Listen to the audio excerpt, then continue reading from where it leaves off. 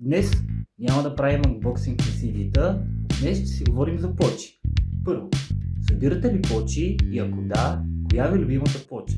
Днес искам да ви покажа една моя много любима плоча на един много любим мой албум, който сме да твърда, че доста трудно намерих. А именно Diana Ross Eating Alive. Ето го и албума. Една впечатляваща обложка. Доста избеляла, но албума е от 85-та година, доста е стар, така че разбираемо. Ето е самата плоча. Интересното за албума е, че той е продуциран от Бари Кип, вокалиста на Bee Gees, който също така стои зад албума Guilty на Барбара Стрейзанд и така известната песен Woman in Love. Друго интересно е, че Майкъл Джексън участва в пилотната песен Eating Alive. Но, противно на очакванията, албума е крайно неуспешен.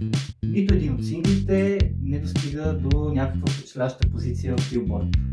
Но, въпреки това, албума ни дава Chain Reaction, която всъщност е големия хит на албума. Ако харесвате диско поп или просто харесвате Diana Ross, горещо препоръчвам да чуете Eating Alive. Аз съм сигурен, че ще ви хареса.